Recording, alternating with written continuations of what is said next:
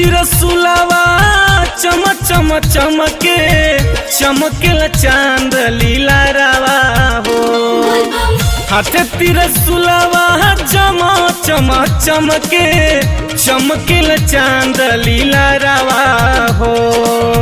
बाबा भंगिया पियस गंज भंगिया बसेले ऊंचे रे पहाड़वा हो।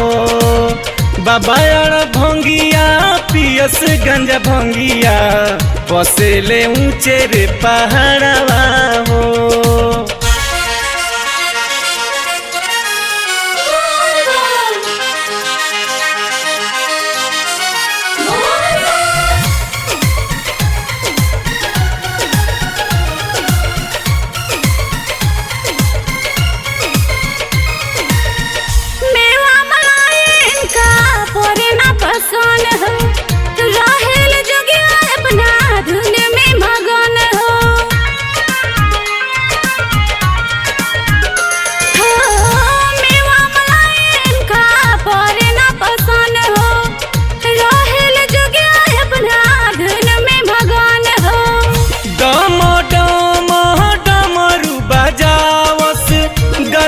नाचे आजा गरवा हो।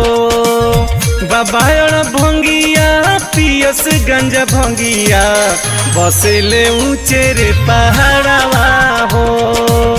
बाबा भंगिया पियस गंज भंगिया बसेले ऊंचे रे पहाड़वा हो।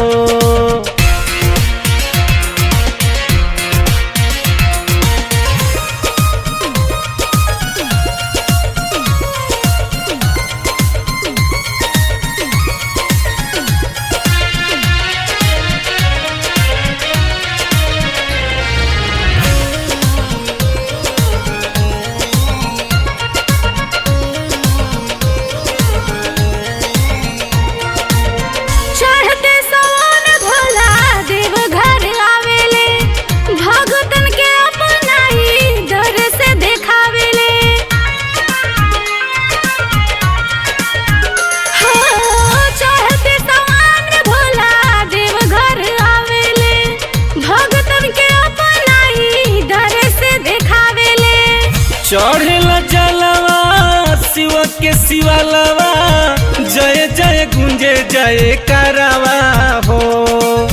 बाबा भंगिया पियस गंज भंगिया बसेले ऊंचे रे पहाड़वा हो।